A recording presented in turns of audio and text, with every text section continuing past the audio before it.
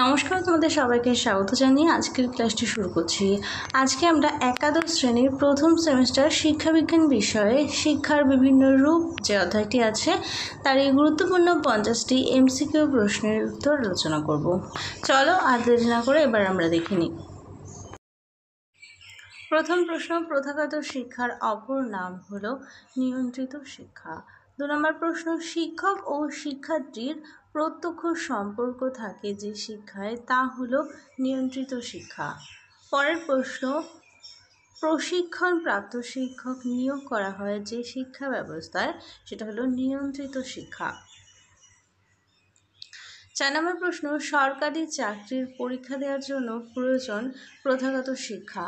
5 দাগে আছে কোনো শিক্ষায় নির্দিষ্ট পাঠ্যক্রম অনুসরণ করা হয় নিয়ন্ত্রিত। 6 দাগে আছে ফর্মাল এডুকেশনের বাংলা প্রতিশব্দ হলো নিয়ন্ত্রিত শিক্ষা, প্রথাগত শিক্ষা, প্রথাবদ্ধ শিক্ষা। 6 দাগে আছে প্রথাগত শিক্ষার গুরুত্বপূর্ণ বৈশিষ্ট্য হলো পরিকল্পিত পাঠ্যক্রম।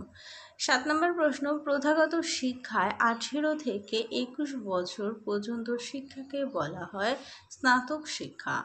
8 দাগে আছে প্রাথমিক শিক্ষার শিক্ষালয়কে বলা হয় শিশু বিদ্যালয়।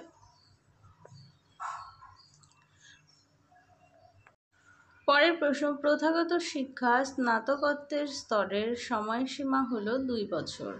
পরের প্রশ্ন, কোন শিক্ষা ব্যবস্থায় শিক্ষক এবং শিক্ষার্থীর অবস্থান অনুভূমিক থাকে প্রথাগত। 12 দাগে আছে প্রথাগত শিক্ষার সীমাবদ্ধতা হলো শিক্ষার সুযোগ অভাব, পরীক্ষা কেন্দ্রিকতা, শিক্ষক নির্ভরতা। 13 দাগে আছে নিয়ন্ত্রিত শিক্ষায় একটি ত্রুটি হলো এই শিক্ষায় শিক্ষার্থীর চাহিদা পূরণ সম্ভব হয় না। পরের প্রশ্ন, কোন প্রকার শিক্ষার শেষে শিক্ষার্থীদের কোনো ডিগ্রি প্রদান করা হয় না, সেটি হলো অনিয়ন্ত্রিত। কোন শিক্ষা ব্যবস্থায় নির্দিষ্ট পাঠ্যক্রম থাকে না, সেটি হলো অনিয়ন্ত্রিত শিক্ষা। 16 নম্বর প্রশ্ন, জীবনব্যাপী শিক্ষা বলা হয় অনিয়ন্ত্রিত শিক্ষাকে। 17 নম্বর প্রশ্ন, নির্দিষ্ট শিক্ষক থাকে না অনিয়ন্ত্রিত শিক্ষায়। 18 নম্বর প্রশ্ন, কোনো প্রকার শিক্ষার সূচনা এবং সমাপ্তির সময়সীমা নির্দিষ্ট হয় অনিয়ন্ত্রিত শিক্ষায়। পরের প্রশ্ন, কোনো প্রকার শিক্ষা মৃত্যু পূর্ব পর্যন্ত চলতেই থাকে, সেটি হলো অনিয়ন্ত্রিত শিক্ষাকে। 20 দাগে আছে শংসাপত্র প্রদানের ব্যবস্থা থাকে না অনিয়ন্ত্রিত শিক্ষায়।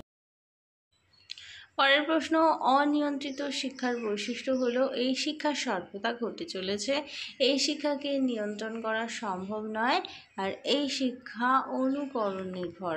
22 দাগে আছে কোনো প্রকার শিক্ষায় শিশু প্রকৃতি থেকে স্বতঃস্ফূর্তভাবে শিক্ষা লাভ করে, সেটি হলো অনিয়ন্ত্রিত শিক্ষায়। 23 নম্বরে আছে অনিয়ন্ত্রিত শিক্ষার মাধ্যম হলো পরিবার। 24 দাগে আছে অনিয়ন্ত্রিত শিক্ষার বৈশিষ্ট্য হলো এই শিক্ষা সর্বদা ঘটে চলেছে, এই শিক্ষাকে নিয়ন্ত্রণ করা সম্ভব নয়। 24 দাগের প্রশ্নটা ডবল হয়ে গেছে, 24 দাগের প্রশ্নটা রিপিট হয়ে গেছে। পরেরটি দেখে নাও, প্রাচীনকালে শিক্ষা পরিচালিত হতো কোন শিক্ষার মাধ্যমে, সেটি হলো অনিয়ন্ত্রিত শিক্ষা। 26 দাগে আছে অনিয়ন্ত্রিত শিক্ষার প্রধান ত্রুটি হলো অসম্পূর্ণ অভিজ্ঞতা দান, সৃজনমূলক বিকাশের অনুপযোগী প্রকৃত মূল্যায়নের অভাব। 27 দাগে আছে প্রথা মুক্ত শিক্ষা একটি গণতান্ত্রিক ব্যবস্থা। পরের প্রশ্ন, শিক্ষার যে রূপ দূরগত শিক্ষার সহায়ক তা হলো প্রথামুক্ত শিক্ষা। পরের প্রশ্ন, ভারতের দূর শিক্ষা সর্বপ্রথম কোথায় চালু হয়, এটি হলো দিল্লি বিশ্ববিদ্যালয়।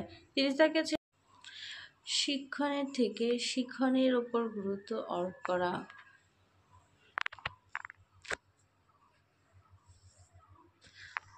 পরের প্রশ্ন, স্থায়ীভাবে আধুনিক দূরাগত শিক্ষা শুরু হয় 1840 সালে। পরের প্রশ্ন, দূরাগত শিক্ষা হলো একটি গণশিক্ষা পদ্ধতি। 33 নম্বর প্রশ্ন, ভারতের প্রথম দূরশিক্ষা পঠন পাঠন চালু হয় 1962 সালে।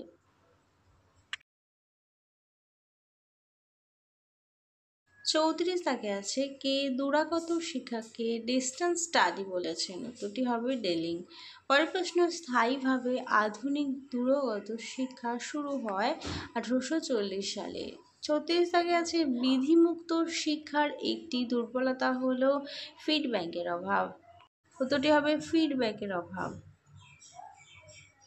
পরের প্রশ্ন, প্রথাগত শিক্ষায় শিক্ষকের যোগ্যতা পূর্ব নির্ধারিত।